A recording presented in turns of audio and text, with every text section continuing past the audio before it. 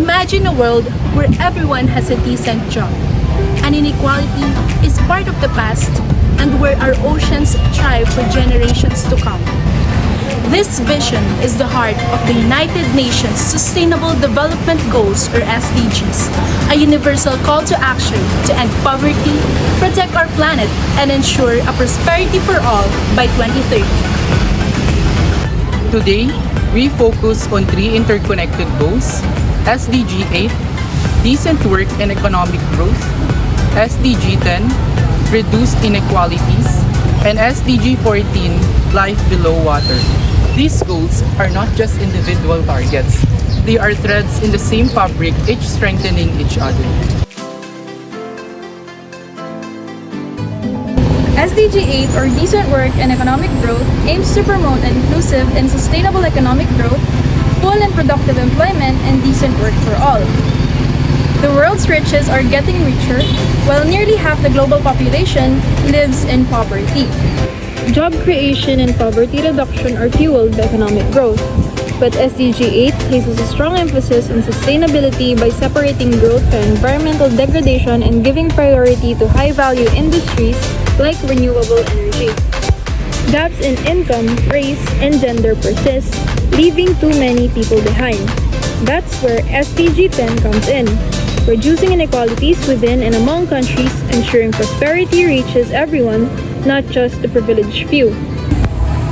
SDG 10, or Reduced Inequalities, provides a fairness filter for SDG 8, as economic growth without equity runs the risk of escalating inequality, as seen in the cases of tech booms that favor urban elites at the expense of rural people.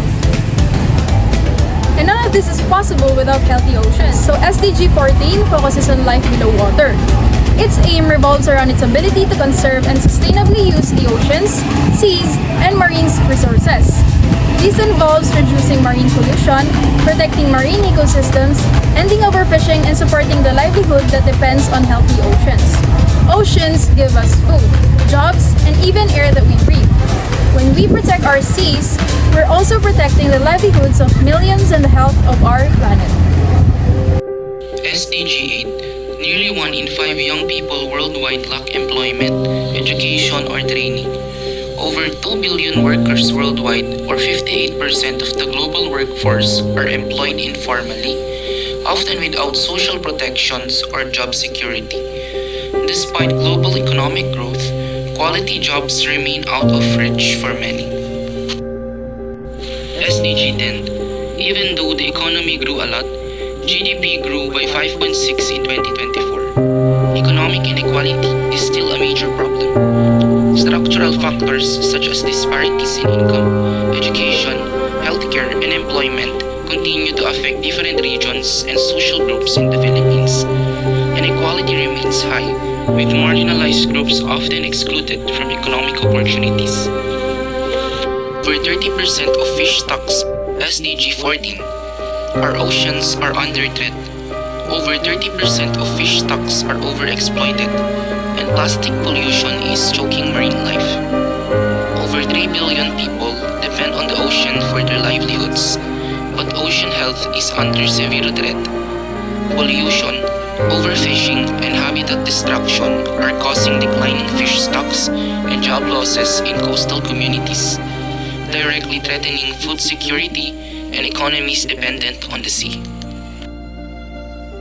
Hindi napalabas yung malalatatan, kumira na siyempre, umadumot si tao magkalak ka niya. Ano na dumaipili naman, na siyempre kailangan, awamot ti pagbiyak.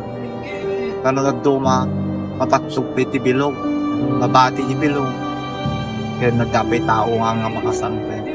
Ang sahod ko bilang isang security guard ay hindi po sumasapat bilang gastusin namin sa araw-araw.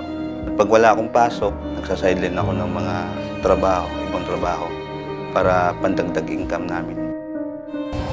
These are not just numbers. They're real people, real communities, and a real planet in need of urgent action. That's why these SDGs matter and why we all need to be part of the solution. These stories are connected. Economic growth that ignores the concept of equality leaves people behind.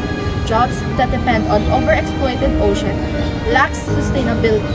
And when we protect our oceans, we protect jobs, food security, and our future. Our future is linked by these goals: decent work, equality, healthy oceans. Together, we can achieve the SDGs and build a world where everyone and everything thrives.